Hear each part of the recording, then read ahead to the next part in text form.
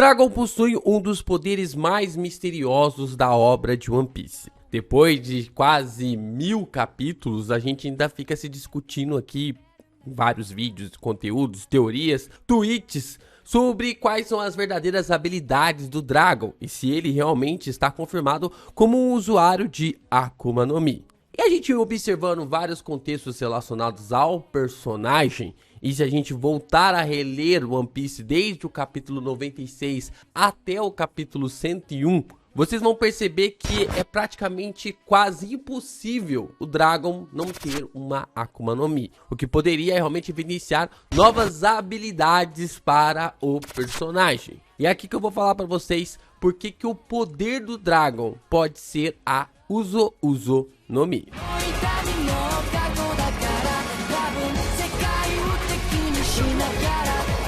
Os últimos capítulos de One Piece têm levantado para nós grandes questões sobre o personagem Dragon, né? Ele sendo líder do exército revolucionário, muitas pessoas realmente ficando irritado e bravo com o personagem por ele não agir como Monkey de Luffy. Por mais que eu discorde um pouquinho disso, né, da figura ali, da forma como o Garp age ali como o próprio Neto, o Luffy também age ali de forma para salvar os seus companheiros, o Dragon parece ser uma pessoa que leva a sua causa acima de qualquer um. E se você me acompanha, ou de qualquer coisa, né, acima de qualquer um, acima de qualquer coisa, ou até mesmo acima da sua própria vida. E se você me acompanha lá no Twitter, sabe que a gente tá discutindo e conversando sobre esses detalhes, envolvendo por que o Dragon não foi atrás da Jinny e como isso ainda pode levantar um embate ideológico entre Dragon e o seu filho. Mas a questão não é nem essa, né? A questão aqui nesse vídeo não é nem essa. Vamos falar um pouquinho sobre a Akuma no Mi do Dragon e como toda essa perspectiva sobre o personagem esteve diante de nós durante todo esse tempo e como Oda tem amarrado essa direção do poder do Dragon. E falando sobre o Twitter, tem uma thread do Roberto, que é o tradutor oficial de One Piece no Brasil, e é uma thread muito interessante para vocês saberem um pouco mais sobre a construção do personagem, sobre o paralelismo, sobre as inspirações. Vale muito a pena vocês lerem para ter uma complementação sobre esse vídeo, na qual a gente vai falar sobre a Akuma no Mi dele. Bom, a gente começa com esses detalhes, esses pontos sobre o personagem a partir do capítulo 98. A pressão atmosférica acaba mudando e ela é sentida pela Nami. Ela diz que vai chover na ilha de Logenthal e ela volta na loja que ela havia comprado as roupas para poder realmente comprar ali um guarda-chuva. Ela decide comprar um guarda-chuva porque ela sabe que vai chover. E a Nami então alerta que a pressão atmosférica caiu demais e fica evidente que eles devem voltar para o navio, que eles devem voltar para o Merry, porque vai vir uma grande chuva.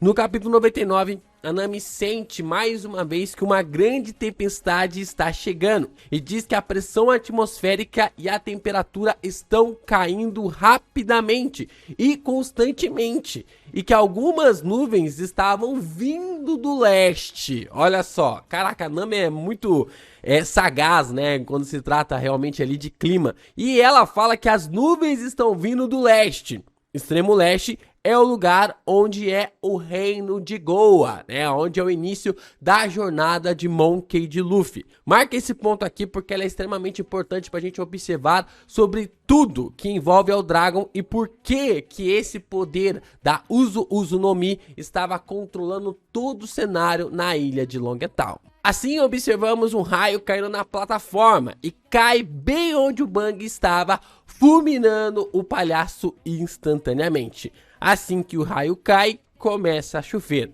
É bem interessante essa parte, né, como é colocado ali, essas narrações, a Nami sentindo, né, ela sendo usado como essa orelha para nós, para sentir ali sobre as habilidades sendo utilizadas, ou até mesmo da forma como o tempo estava sendo mudado nessa direção, e aí vem um grande raio, bem no momento em que o Luffy seria cortado, né, bem no momento que o Luffy seria morto ali pelo Bug. E a gente observa essa plataforma desmoronando, o Luffy ficando livre e assim eles correndo ali para direção do Merry. Smoker então acaba dizendo que o vento está na direção do leste mais uma vez e que dará vantagem para eles. Ou seja, mais uma vez o leste aparece aqui. O sol nasce no leste, nuvens vêm do leste, o vento sopra do leste. Smoker está realmente questionando sobre esses pontos e a gente observa que esse nascer do sol está vindo proporcionado por esse vento, por essas nuvens que estão sendo controladas por alguém. Ali naquele momento o Smoker até mesmo se questiona que parece que até mesmo os céus querem que esse garoto sobreviva. Olha só que interessante, né? Os céus, o clima, toda essa perspectiva ali em Longtown parece querer que Luffy sobreviva. Então, no capítulo 100, vemos a chegada de Dragon em Longtown. Ventos, nuvens, tudo isso vindo do leste, um raio caindo na plataforma, tudo isso enquanto o pai do Luffy chega na ilha. Cara, vocês querem que eu acredite que tudo isso é coincidência?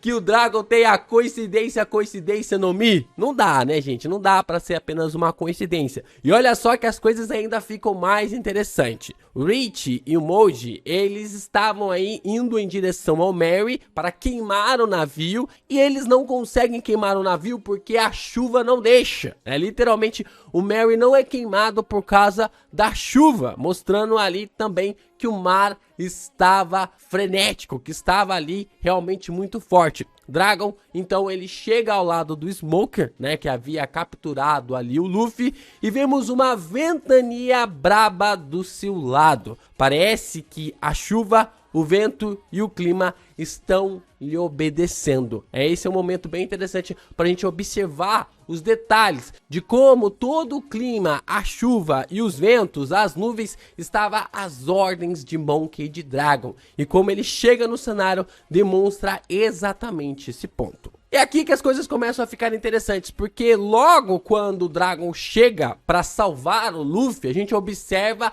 os marinheiros sendo levados e o Luffy sendo levado para outra direção através de um vento em espiral, né? Vocês observam que o próprio Oda faz ali de uma maneira que meio que para despistar, mas dá para ver ali as formas realmente de um vento formado em espiral. Essa é uma conexão bem interessante sobre como a gente vai falar daqui a pouco sobre os detalhes envolvendo a Uzu no Mi e como todos esses pontos estão sendo bem elaborados pelo Oda desde o capítulo 96, 97 relacionado a essa fruta do Dragon. Inclusive o Sanji acaba dizendo, assim que o Sanji e o Zoro e também ali o Luffy chegam num ponto para conseguir fugir em direção ao Mary, o Sanji ele diz que então essa era a tempestade que a Nami estava sentindo. Basicamente o Sanji ele estava confirmando que a figura ali do Dragon poderia ser a tempestade que a Nami estava tanto ali sentindo, pressentindo que iria ocorrer em Longtown.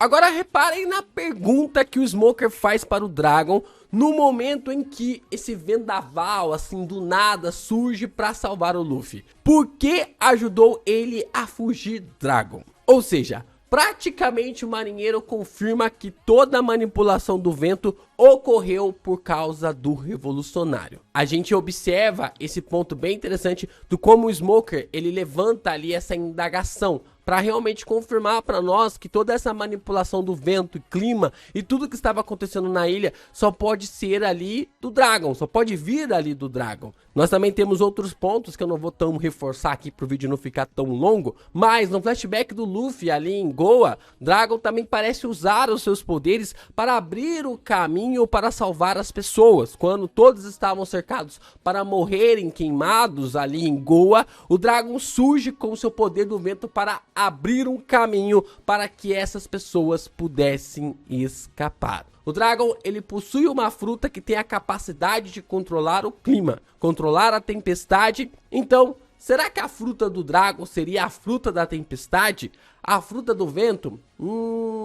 Eu acho que não. Até onde eu vi, sei lá, o Tassiano ele é mais propício para falar sobre isso, mas até onde eu li sobre Akuma no Mis, o ponto mais crucial sobre elas é que elas normalmente são formadas apenas por duas sílabas. A gente tem aqui a Hito Hito no Mi, a Gomu Gomu no Mi, a Bara Bara no Mi, a Tori Tori no Mi, a Gura Gura no Mi, todas essas frutas realmente focadas no mangá e no universo de One Piece com apenas 2 sílabas. Eu não sei se tem 3 sílabas porque eu não li todas as frutas que tem em One Piece. Mas se seguirmos esse padrão, a fruta do Dragon não pode ser a fruta da tempestade, que é a fruta ali que se tem como nome de Arashi. Seria ali Arashi Arashi no Mi. Só que é uma fruta com 3 sílabas, então foge um pouco do padrão, né? O Oda, ele quis deixar realmente esse jogo de palavras pra gente poder brincar e poder acertar ali as frutas de um nome de uma forma mais fácil. Então, não tem como ser Arashi Arashi no Mi. A outra possibilidade pra mim é a Uzo Uzo no Mi. Uzo vem do kanji de vórtice, redemoinho, espiral, é uma conexão muito forte e ele representa a ideia de um redemoinho ou uma corrente circular de água, ou seja, a fruta do Dragon seria a fruta do vórtice, a fruta do redemoinho. Vemos que Dragon consegue mexer com o vento, com a chuva e com o mar através do seu vórtice. No capítulo ali, entre os capítulos 96 e o capítulo 100, todas essas questões são bem elaboradas, né? E a gente sabe que quando um furacão surge, ele mexe com tudo. Ele mexe com a chuva, ele mexe com raios, ele mexe com o clima, ele mexe com a maré. Todas essas figuras realmente são colocadas através de uma tempestade. Então, quando um vórtice gigantesco chega, tudo muda. O clima realmente pode ser alterado. E nós observamos que o Dragon consegue mexer com todas essas coisas. E aí que tudo começa a se casar, né? Se a fruta do Dragon é a Uzo Uzo no Mi, pra mim aponta que ele também é um homem marcado pelas chamas. O Laft, ele revela para nós no capítulo 1081 que o portador do quarto Road Poneglyph está nas mãos de alguém que tem a queimadura, a marca da queimadura. Até agora a gente não sabe qual que é ali da tatuagem do Dragon, ou se o Dragon pode esconder uma queimadura pelo seu corpo, como muitos outros personagens de One Piece nós viemos a descobrir depois. E nós também podemos pensar que o Dragon quer o One Piece, que ele também quer alcançar o One Piece. Eu falei um pouquinho disso lá no meu Twitter, né, sobre por que eu acho que o Dragon, ele quer o One Piece, ele quer alcançar o tesouro do One Piece para ter realmente ali fundo suficiente para conseguir bater de frente contra o governo mundial, criar um exército gigantesco. A gente observa essa fala ali do Dragon 2 vezes sobre falta de fundo. A primeira é de não conseguir recrutar o Vegapunk há 22 anos atrás. Eu acho que é 22 anos atrás que o Hara acaba caindo. Então ele fala que quer recrutar o Vegapunk, mas não consegue por causa da falta de recursos, né? Ele não tem dinheiro para bancar os experimentos do Vegapunk. O segundo ponto é quando Kuma e a Jinny acabam se juntando a ele e ao Ivan. E aí o Dragon fala que ele também não tem recursos para continuar treinando várias pessoas. E que eles precisam ir degrau por degrau, pão por pão, para conseguir formar um exército revolucionário. Então, o ponto de gerar uma guerra total contra o governo mundial e derrubar Mary Josie vai basicamente daquilo que eu acredito que o Dragon está indo atrás do One Piece também. E por isso o Laft continua dizendo que ele afunda os navios dos seus inimigos através de redemoinhos gigantescos. Quando ele fala redemoinho aqui, Laft usa o kanji de Uzo. Meu amigo, tá entendendo agora? Tá entendendo? E eu falei pra você que esse kanji, ele significa vórtice, e ele pode ser usado tanto no céu para criar furacões, quanto para significar ali as palavras de furacão, redemoinho, coisa do tipo, quanto também na água. E é bem esse kanji que o Laft utiliza para referenciar essa habilidade de criar o vórtice na água. O Laft também diz que o navio do homem marcado pelas chamas é um navio completamente negro, o que bate bastante com a descrição do navio de Monkey D. Dragon. E aí, como eu falei pra vocês, um ponto sobre controlar ali o furacão, a espiral, né, a forma realmente das espirais, você pode estar conectado diretamente aos sistemas meteorológicos caracterizados por ventos fortes, chuvas intensas e baixa pressão atmosférica. Furacões se formam sobre oceanos quentes, onde a água evaporada é levada para a atmosfera. A formação de tempestades e raios em torno de um furacão está relacionada aos processos atmosféricos associados a esse sistema. Então, esse é um ponto crucial. O Dragon, com o poder da Uzu no Mi, dá a ele, tem ali a ele a capacidade de conseguir controlar literalmente o clima, porque uma grande conjunção de vento pode fazer um clima inteiro mudar, modificar ou desabar. E aqui nós temos pontos interessantes, né, sobre por que o poder do Dragon ser a Uzu no Mi e não a Kaze no Mi faz mais sentido para o personagem. A gente observa que a espiral é um padrão comum na natureza, encontrados em conchas, galáxias, furacões, plantas e muitos outros fenômenos. Sua presença é variada em muitos contextos e pode levar as pessoas a associá-las à ideia de que tudo isso acabou se originando, ou teve ali um ponto de origem através de um Uzumaki, né? Através ali de um redemoinho. E nós também temos uma das principais equações, né? Que é a espiral de Fibonacci. E ela é observada em vários contextos na natureza, como a disposição de sementes em um girassol, a distribuição de galhos em algumas árvores, a forma de certos caracóis marinhos e até mesmo certas estruturas na galáxia. A presença dessa espiral em muitos aspectos da natureza pode contribuir para a associação da sequência de Fibonacci com padrões que lembram a uma espiral. Então, para mim, a fruta do Dragon seria essa conexão, né, da Uzu no Mi, a fruta que consegue controlar o vento, a chuva e o mar por consequência, pois o Uzu engloba vórtices que estão ligados a todas as coisas. Se Musa-Ma pode controlar o mar, quem melhor para lhe enfrentar do que alguém que pode controlar